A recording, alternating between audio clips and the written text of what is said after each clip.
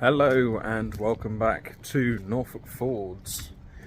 A week has gone by since you last saw us, and yeah, it's not been great. Where to begin, really? Well, it's 6 o'clock. We're now moving fields. I'm about to jump into the T7. I'm going to put you down there for a second. I'm taking the trailer to the new field. I am then dropping off the trailer in the front weight. I am then going to pick up the planter and the furrow press, because annoyingly the furrow press is a very good counterweight for the planter. Just that bit heavier, I suppose. That's the wrong set of keys. And we'll get moved over. But you're going to have a look at the planter tractor in a few minutes, and you're going to say, well, what the hell went wrong? So I'll tell you what went wrong. As you can see, moving fields, we've got to bring some net. This is going to look a fairly big load. We better check the straps and get the pipes plugged in. And now we sight the ancient cantation. That ain't going nowhere. Modern magic. Right, we've got everything we need. We're hooked on, we're ready to go. We've got diesel, we've got AdBlue, disgusting. We've got cup of tea, brilliant. Let's go! So, I've just pulled into my first lay-by of the day. And I have a question for those of you who do quite a lot of road work with your tractors. So, as I go towards the lay-by, 100 yards beforehand, start indicating left to turn into it. And without fail, usually there is a car that'll see my indicator turn on and instantly go for the overtake. Now, I'm seeing that is they're seeing me indicate, so they're assuming that I'm indicating to them that it's safe for them to overtake. That's not the case. I'm indicating that I'm turning into the lay-by. I'm sure you guys have experienced this before, because it happens to me often enough. What happens if that car pulls out and ploughs into something? Are they going to claim that I'm liable because I indicate that it was safe to overtake? No, I was turning into a lay-by. Might just be a random rant, but what do you guys think? Have you experienced this?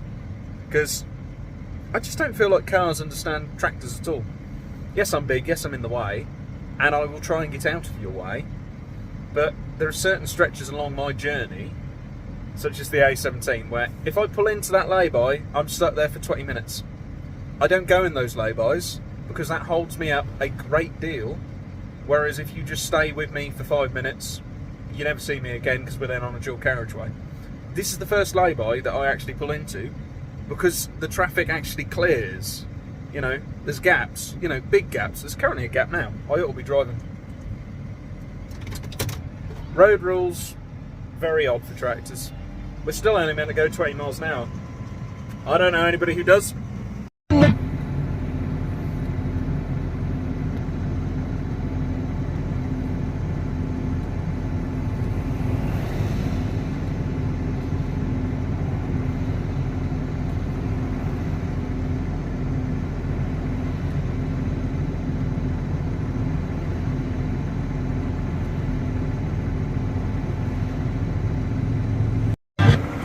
Right, we're all dropped off.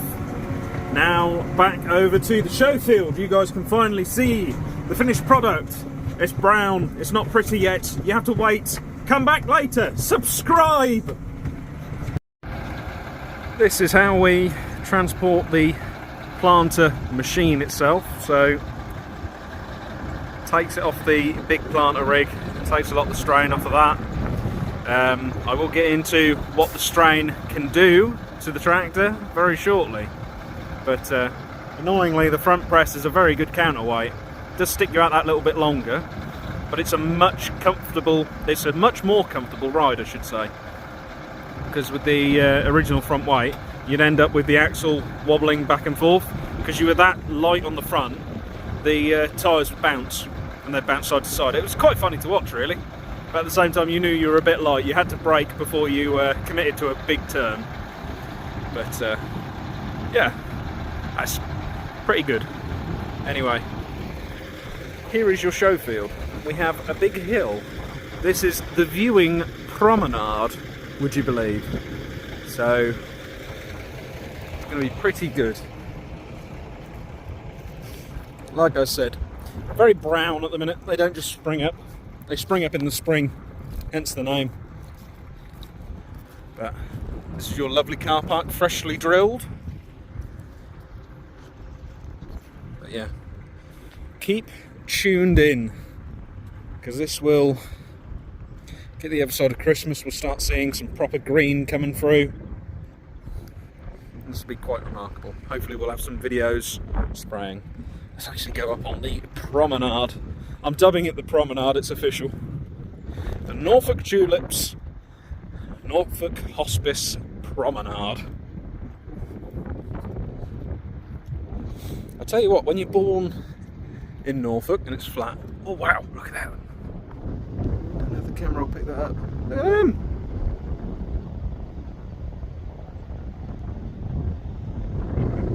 Oh, hello.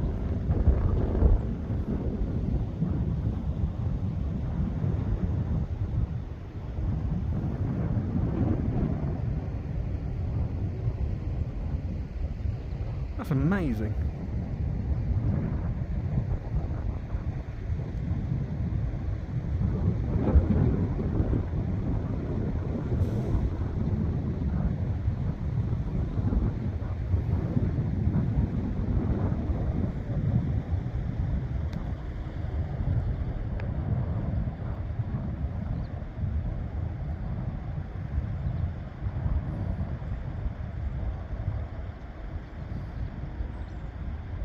So you see all sorts out in Norfolk, don't you? Anyway, we're nearly at the top of the hill.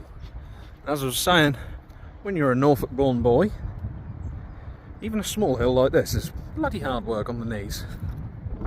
Bring back flatland. Much better. But yeah, this is the corner that's going to get a lot of people crowded around, because you can just see how big this field is. Look at all of that. Now picture it all in colour. Right, we'd better get moved. The boss is here. Everybody look busy. Why does the tractor look different?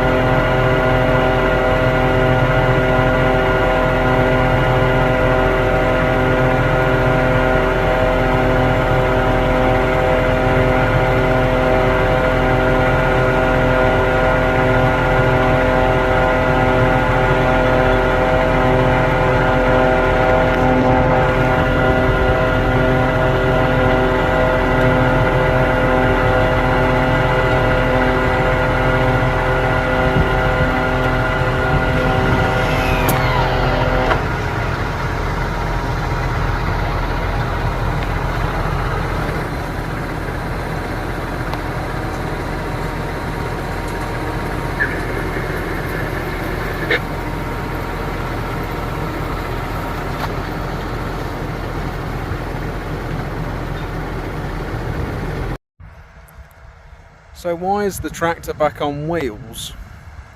Well, we're all disappointed about it, but the tracks themselves on the rear had stretched, which does happen with age with them, and also we do a lot of road work with ours, don't we? We don't put it on a low loader like some do. They just stretched out, which means they were jumping over the cleats. Simon's flashing us.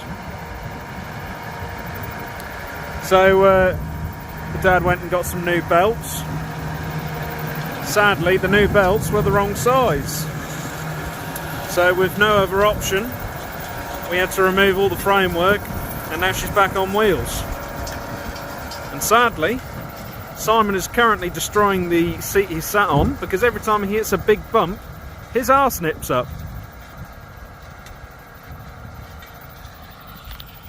Luckily for now, we've got half decent conditions,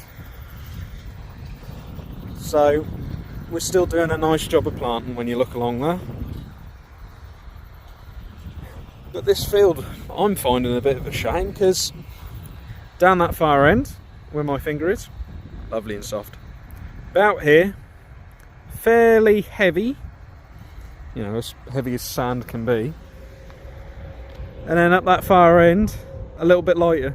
So it's just very inconsistent. You sort of have a medium, a heavy, and a light. We've got Mara watching us again.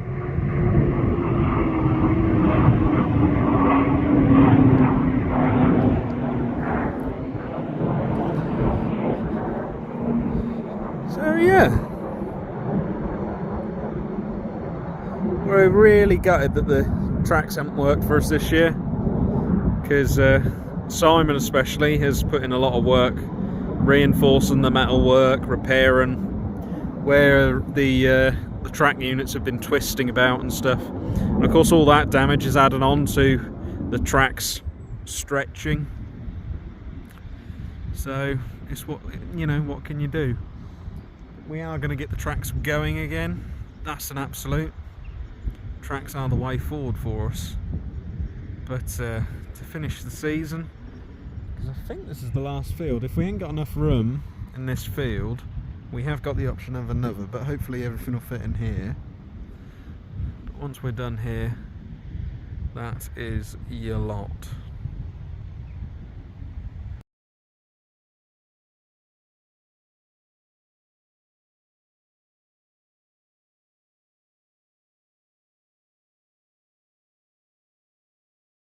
Can I have a moment so I can get some tears going? Yeah. Just for real effect.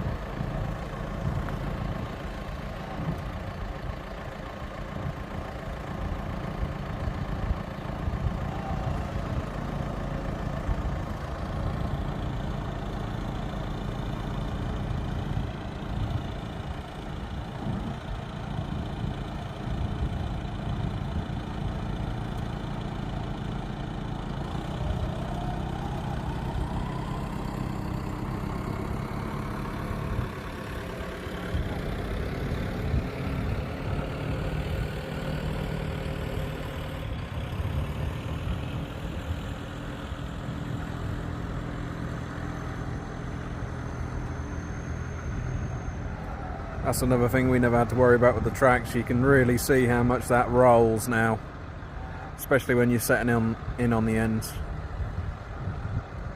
Wheels are fine. We were doing it with wheels since the 90s. We can still manage. We've only had 3 seasons of tracks. We're not too spoiled just yet.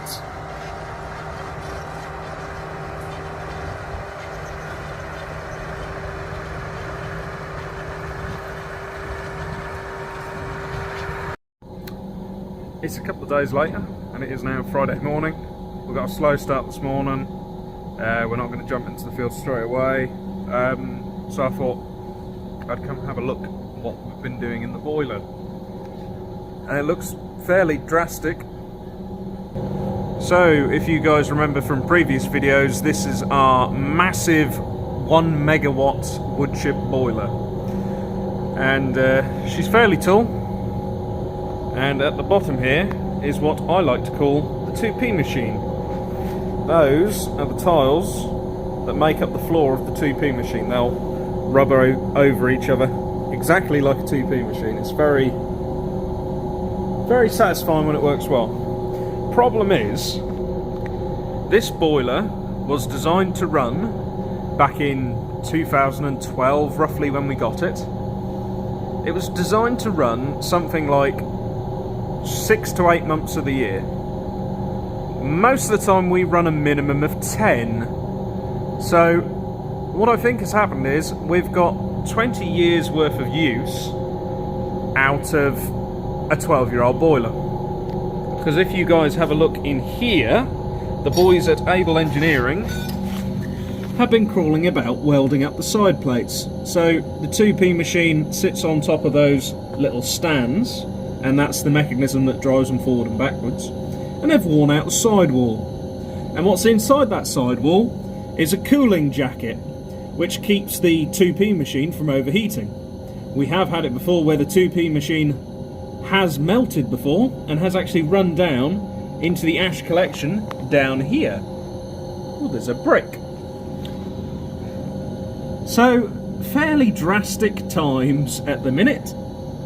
And there's a few bricks that have fallen out. This is just getting worse and worse. And when you have a look up there, there's a big metal plate. Or at least there was. It's melted again. If you look back in my video from last October, I think it was, the boys had redone that as well. So, this boiler runs bloody hot for longer than it should. And she's feeling a bit knackered, I dare say. For those of you who may not have known, I see on the social medias last night that David King Electronics are retiring and shutting down, which is rather troubling for myself and I'm sure lots of other farmers who like to repair their own kit. We have worked with David King's several times, mainly for the yellow bit on top. They redo Topcon units, and our Topcon units are famous for, they have like an internal battery, tiny little thing, you pick them up like for £1 sort of thing, but those internal batteries eventually fail, which means the unit can't boot up properly. So we'd send them away, I don't know, every 2 years sort of thing to get these batteries changed, and we've got quite a few of these domes now, and literally we just sent 2 off to them to come back again, and they've just come back. But like I say, see on the social medias they're now retiring, which is really troubling. So that leaves me with a bit of dilemma. I can't remember if I've mentioned it too much on the channel yet, but the TM went into Ernest Doe's before harvest because it's been having gearbox problems. It isn't actually a gearbox problem, it's the control unit. So what it's doing is the display that sits just beside the gear, you know, the little gear stick, it's a power shift, it's an up and a down button. The little display that tells you what gear you're in for the past year has told me that I need a software update. But it's weird because if you look in one manual, the code will say you need a software update. You look in another manual, it tells you the PTO solenoid is not receiving the correct lube or something like that. I can't quite remember. Something along them lines to do with lube and PTO. But yeah, Ernest Doe's had my tractor in to see if there was anything they could do. Maybe it was a harness to get round, because they've got better diagrams than I have. I bought a manual off of eBay for about 20 quid, but it only goes so far. So they did all the pressure tests on the gearbox, road tests, did a few tweaks here and there. My gearbox, smooth, good. So that only leaves it to the processor. So they said send it to David King's, and I wasn't going to do it yet because I need to get my drilling done. haven't got my drilling done yet because we're still planting tulips. I've got the exhaust off at the minute because I'm doing a stud repair. It can go back together literally this weekend, but you know how it is with farming. Everything's on top of you until it isn't. So once we get tulips out of the way, tractor back together, I'd go drilling. But now that they're saying that their like deadline is sort of mid-November, it makes me think, oh God, I ought to get that processor sent off because I don't know who's there to fill that void. I know there are other companies that do it, but nobody is well known nationally like David King was. So I think, I've spoken to Dad about it, we might put the dual wheels on the T6 and run the T6 for the drill. Because I'll be done with my winter wheats in a couple of days really. So if we timed it well, knocked out some spraying at the beginning of the week, put the dual wheels on, because when we got the dual wheels I did take the time to put these Alots on because it's the same size tyres. How very convenient. So it is rather frustrating because I do like my TM on the drill tractor. Well, it's my tractor, you know, my crop. But the facts are the facts. I want my TM right. It's a bloody good tractor and I do need this electric control unit for the gearbox fixed. So I think the TM is probably going to sit out this drilling season. But it'll be back in the spring, I dare say. So watch this space. Anyway. Oh, by the way, there's the wheat. We've got 7 bags. It's a 3.5 ton. So decent little size. I'm quite looking forward to it. Got that nice Amazon drill as well. So anyway, I think that's all I've got time for today. So we will be seeing you in the next video. Make sure you like, subscribe, and leave a comment for all my ramblings, and I will ramble back to you later on. Thank you very much for watching, as always, and we will see you later. Bye bye.